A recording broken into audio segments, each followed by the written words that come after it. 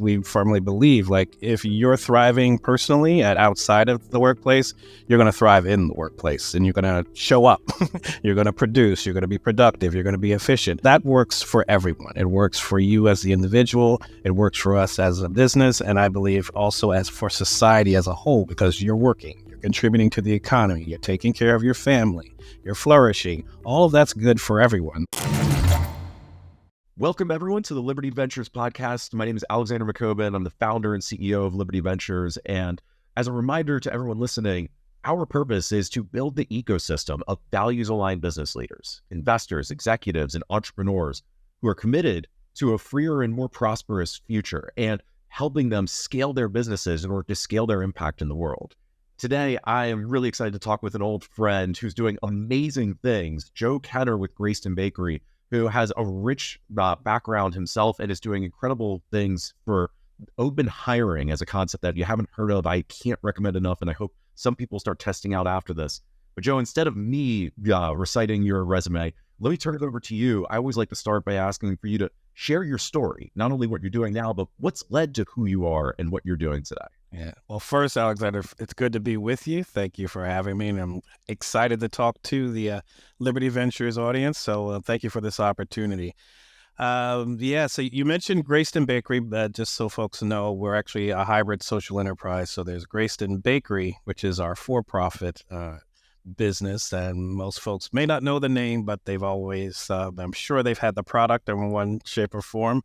We make the brownie inclusions that go into Ben & Jerry's ice cream. You might see us in Cava, you might see us in Whole Foods, but we're also owned by Greyston Foundation, which I'm over, that really wants to use Greyston Greyston Bakery as an incubator for that concept you mentioned called open hiring, and that's the hiring model that we use to bring in our bakery apprentices.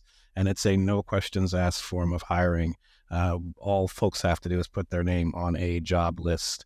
And when they're the next person on the list, they're the next person to get the job. No questions asked, no background checks or interviews like that.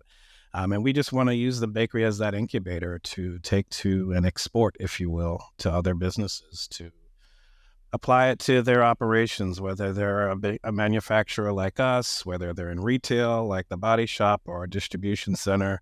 We believe that it opens a door of opportunity to folks that have been excluded, as our founder would say, from society. And that's one piece of our mission. And the other piece is really working with folks that have barriers to employment to either get them employed at the bakery or get them trained in other emerging fields so that they too can experience the American dream by whatever definition that means for them. Some may go on to bigger and better things within our bakery, but they may go on to other things in society. But our role, we believe, is to just bring folks into the economic mainstream, which is what our founder wanted. And for me, this has been a journey, a long journey of being in corporate America, working for Wall Street firms, working in government. For me, it's always been about, what can I be a part of? I think that's what most folks, and particularly in your audience, are asking is, how can I lend my God-given talents to, make money, make a business stronger, whether I'm the founder or whether I'm a part of a business. But really, I want to go beyond that. And we're both conscious capitalists. We see a higher purpose to our businesses. It's not just, making the widgets or providing a service, but how can we, as our other friend, Paul Pullman says, be a net positive to society? So as we're providing that business or service, we're contributing in some way, shape, or form, wherever your lane is, whether it's the environment, whether it's another social issue, but how can we raise the level, raise humanity in what we're doing? And, that's been my journey, and it's been a great one. And, I could not have designed a better job description than where I am now. Joe, we've known each other for years, and I just love open hiring as a philosophy and as an HR practice. And one of the things I love about what you're doing with this is showing that to be a conscious capitalist or to be a purpose-driven business, it's not just about the product or service that you sell. It's not just about having something that is necessarily making people healthier or is saving the environment. The brownies are delicious. I love them to death. They're not exactly the healthiest option for you, though. But what you're doing with Greyston and open hiring is providing a platform to make people's lives better through giving them even a first chance, really, in the way that this is structured. And I'd love for you to expand on that and why that's a driving philosophy over at Greyston so that other people can understand that more. Yeah, and you touched on a big one of our taglines is, we don't hire people to bake brownies, we bake brownies to hire people, and that focus is on the people. And again, it goes back to Simon Sinek, going back to your why of why you're in business. And Bernie started this business and this concept. He didn't even call it open hiring. It wasn't about open hiring per se. It was about seeing so many folks on the streets, whether they're the formerly incarcerated, and we're going back to our history is 41 years. We started in 1982. He would see people on the streets, whether they were homeless, whether they're formerly incarcerated, maybe they were public assistance, or whatever it might be. They were not included in society. And as he said, people had forgotten about them. They had excluded them. And he had a business at that time. At the time, we were baking cakes and tarts for like high-end restaurants.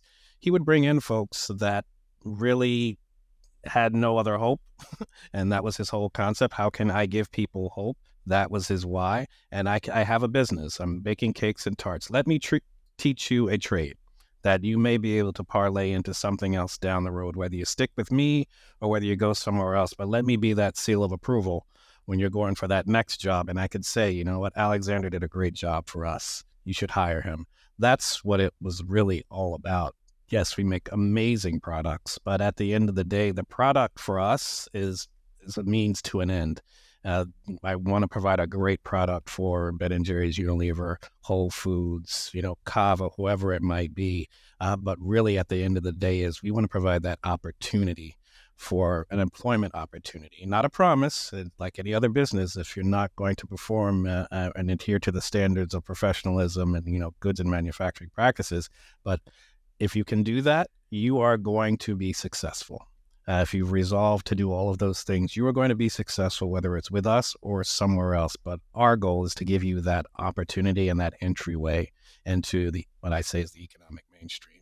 So let's break this down for everyone to be really clear about what open hiring is. So there are no background checks, there's no interviews, there isn't even an application process as a part of this, right? Yeah. And I should say, no background checks. The open hiring applies to the bakery apprentices. So everybody else, including yours truly, we go through what you call the traditional employment process. And I joke sometimes I had more interviews than I think I had in my life when I came to work for Greyston. But that's it. And again, I want to be very clear with folks. It sounds very simple, but we both know this is a very radical concept for business to even think about, forget about implementing it in real life. But it's just that. You can even go online, greyston.org/open hiring jobs, and you can add your name to our open hiring list. We're not hiring at the moment. I think we have just under 700 people on the waiting list, but you add your name to the list. And when we do call in people for production, and at the time we would call in about, 10, 20 at a time, depending. But if your name was next and you got the call, and you are available and you report for orientation, you're hired. And that begins your first day on the job. And as you were saying before, it's not that you're guaranteeing your job for people when that happens. They are held accountable for it. And I remember when I visited Greyston years ago, the point was emphasized that you fire quickly still. If people do not meet their responsibilities and expectations, they lose the job. You're just giving them a chance and not putting them through the rigmarole of several interviews and putting a lot of HR investment into vetting people before you give them that chance. Exactly. And I like to emphasize that the HR aspect of this, because I really believe that this, it's not, yes, it's open hiring, but at the end of the day, when you really break it down, it's actually just good HR. So yes, we bring in folks that may have, challenging backgrounds for most employers, whether it's English as a second language, as I said before, formerly incarcerated, people that might have substance issues, or even homeless. We deal with them on both the foundation and the bakery. We bring in those folks with those challenges. But as you said, I like to say it's a cost reallocation.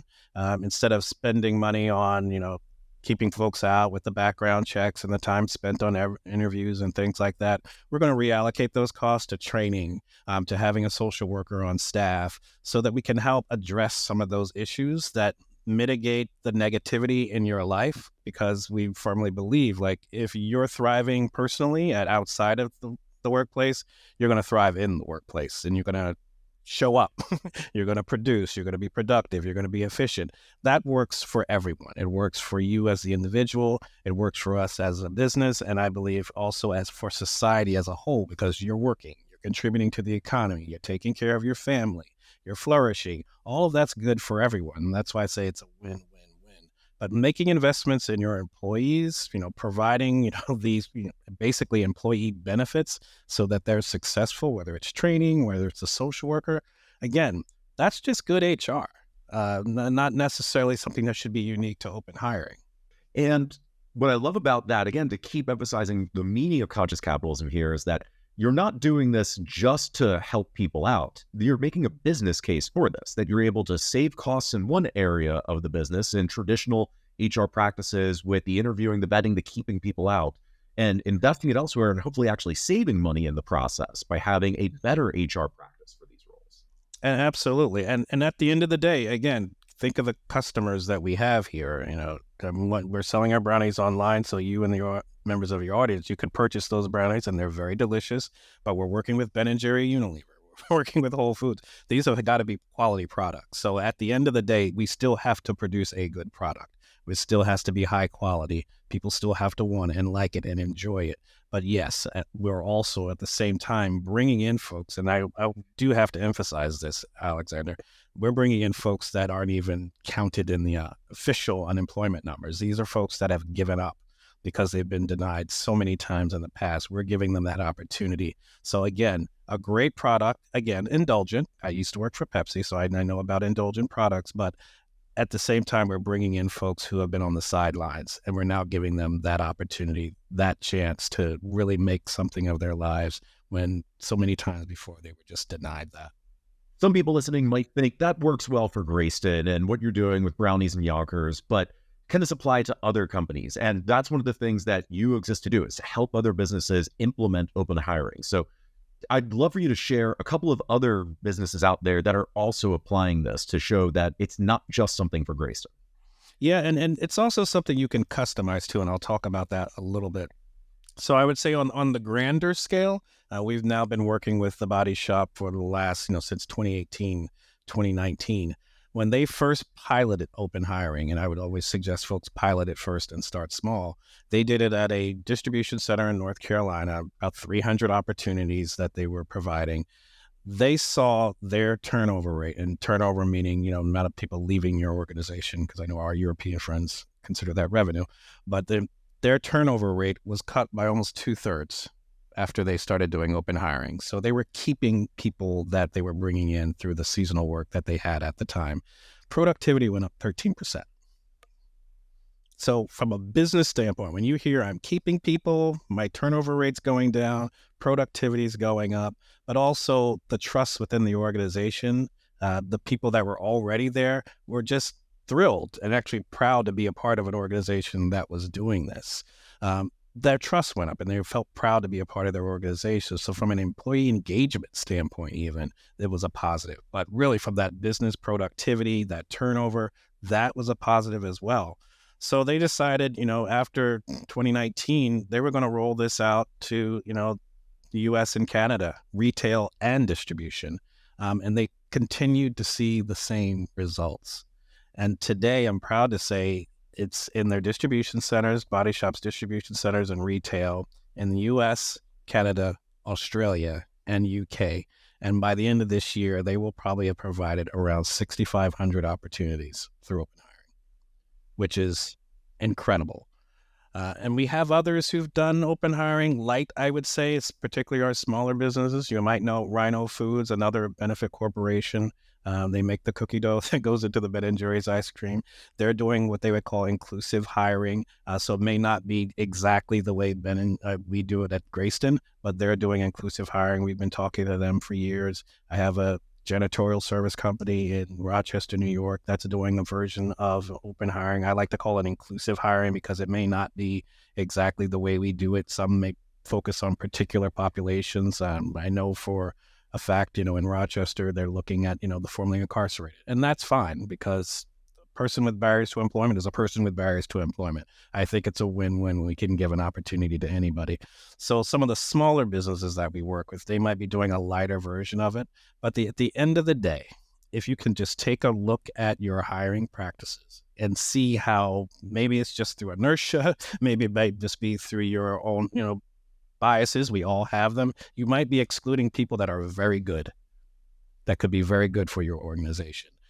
Take a look at that and let's see how we can change that dynamic and change that narrative, because it's going to work well for you. It's going to work well for that person you hire. And no, not every person's going to go through and be a success. That's not the point. The point is to take a look at our practices and see how we can open the door. Because literally this past week, the Wall Street Journal is talking about some of these smaller businesses that have 0 to 10 or 0 to 20 employees still struggling to find people. We still have an unfilled rate of jobs now that are 1.5 times the number of people that are officially unemployed. So clearly we're not doing something right, and something needs to change. So we got to be bold and courageous and, willing to think anew in terms of how we look at hiring and employment. And I actually do want to talk about the small business side, or say the startup side of this, because we've got a number of startups, a lot of startups in the Liberty Ventures ecosystem who might be wondering, how could I actually apply this in what we're doing, and what does that look like? So with these small businesses, what are some of the ways that they are implementing it or tailoring it to their unique circumstances if they're not going to do just the full open hiring implementation? But actually, before that, one thing I will say that I love about what you emphasize there is it sounds very much like having a startup mindset where you want to try lots of things and not just theorize what you should do, but go and experiment. Recognize sometimes that's going to fail, but you're going to get real world feedback as to whether someone is a good match or not, instead of just looking at a resume, looking at their background and saying they're not a good fit for especially these kinds of positions that you should be able to train at most anyone to do. And, I'm glad you mentioned the failure piece, and I got to touch on that too. And let's just keep in mind, through the traditional hiring process, we still have failure rate. A lot. We go through the interviews, we go through the background checks. We still, and I've been there even in my role at Greyston. We've gone through all that, and some people still don't work out. So let's not, and I don't want to say open hiring is the end all be all. You're not going to have any bad apples. But again, that's not the point. The point is to look at how can we open up the process so that we have a larger pool of people from which to choose. But to get to your question about what do people need to do, what are some of the things that they have to change, it varies depending on the employer and the environment and where you are. And we always tell folks, you know your organization better than I do. So there are going to be certain things that are going to be non-negotiables. So for instance, if you are a construction company or you're operating vehicles and things like that, clearly you're going to have to do drug tests. I would hope that you're going to do drug tests when folks are operating, dangerous equipment or driving. That's going to be something that's a non-negotiable for you. But how can you open up that process to others outside of the drug test? What are some of the other things, whether it's the degree requirement or whatever it might be? How can you open that up? Or it might be, and we've had a client like this as well, they were very uncomfortable they liked open hiring, but what about sexual offenders? They've excluded that population from their process. Still inclusive hiring, but if you have that in your background, it may not work for you because you might be near a school or something like that. Those are non-negotiables. We want to customize it to folks based on the culture of their organization, where they're at. But what has to happen, Alexander, you've got to be invested in this, and you've got to see people as investments and not just as another cog in the wheel. Like, you want to pour into this process. You want to pour into your employees. If you're not there with that, I would suggest you hold off until you get there. But if you are there, let's figure out where you can start. And I always say start small. Maybe it's, one location, or maybe it's a portion of your staff will go through the open hiring process. We want to be flexible. This is not a cookie cutter approach. Again, at the end of the day, it's how do we open up the doors of opportunity to those who've been excluded that can support us and our businesses at the same time. So I really appreciate you pointing that out, and want to dig a little deeper into that. Greyston has been doing open hiring for so long. How old is Greyston at this point? 41 years old this year. Congratulations. And so you've learned a lot about not only what works, but what doesn't work with this. So let's tease that out for everyone listening too. You just said you need to look at this as an investment and don't do it if you're not looking at it that way. What are some other mistakes people have made in the past, perhaps Greyston's even made with approaching open hiring, that others can learn from? Again, I would say you might say it's unique to us, but it's just a part of running whether it's bakery manufacturing or any other business. I will say what we did learn, and this is within the last 10 years, 6 to 10 years, we didn't always have the social worker on staff. And that was something that we learned over time as we were bringing in people. Look, this is a tough job, so I don't want to make it seem like it isn't. I mean, it's monotonous. You're standing. It's 12-hour shifts. It's a tough job. It's not for everyone. But we were finding out like a lot of people just weren't lasting beyond the orientation, and we're just trying to figure out why that was. And you start to find out you've got people sleeping in their cars. You got people that are dealing with substance issues and things that are just outside of our bailiwick that we just don't have that expertise in. We developed a partnership. And this is what I would suggest to businesses, develop a partnership with those who do have the expertise. So we were working with one of the largest mental health nonprofits in Westchester County, New York, which is where we're located, Westchester Jewish Community Services. And we now have a person through a memorandum of understanding who is full-time at our bakery, but not an employee. They're connected to this Westchester Jewish Community Services. We call them WJCS. And we have access to the clinics there. We have access to all of their expertise related to mental health and connections to other social services providers that support our employees, whether they need housing, whether it's a child care issue, whatever it might be, substance abuse issue. They can make those connections that support our employees. And we will work with you. And again, I want to make that clear that you mentioned Fire Fast. We try to work with you to as much as we can, but to the extent that it's just not working out, yeah, we will part ways.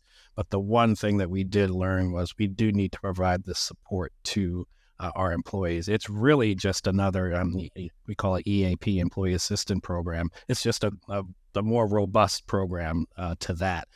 But again, wouldn't you want that for any employee, any employer? We want to have that for their employees to make sure that they're successful personally as well as professionally. So every employer should want to provide that for people, but especially for smaller businesses, I imagine they don't have to hire a social worker in order to support their employees in this program, right? Because that could be a barrier to implementing this. Not at all. And I think that's where, whether you're working with like a United Way or we work with like a WJCS, that's where you need that connection to the nonprofits or another social enterprise that could support you as a small business owner. And maybe, just thinking out loud, get together as a collective small business provider. I know they do this in Ohio, and I'm blanking on the company's name. I think it's Nehemiah Manufacturing, where they actually have a collective of folks that share the resource that provides assistance to their employees because they're smaller businesses and not everybody can afford to have that support. But that's the way you think creatively. That's that kind of entrepreneurial mindset. Like, how can we find support that can make sure that our employees stay engaged and are flourishing? Love that. Now, we've been focusing on the entrepreneurs, the management side of things, but we also have some listeners who are investors or maybe board members. And if they think this is interesting and want to introduce it to companies, what would you recommend as a way that they start to do so, or resources available to help them introduce this to other businesses? I would say reach out to us. I mean, we've got an Open Hiring 101 webinar online. If you want to Google that, Greyston Open Hiring 101, you'll see that on YouTube. But really reach out to us. So this is why we believe we exist. This is a core part of our mission in terms of, supporting other businesses to really take that next step to be more socially conscious, but also be strong entrepreneurs as well. Whether it's a product or a service, we want to help you engage and really bring those folks off the sidelines into the economic mainstream. So reach out, and we'd love to engage with you. All right. So how can they reach out to you, Joe? Yeah, so just go to info@greyston.org, and we'd be happy to take it to the next level. Fantastic. Well, Joe, this has been a wonderful conversation. I love what you're doing and love you, as you know.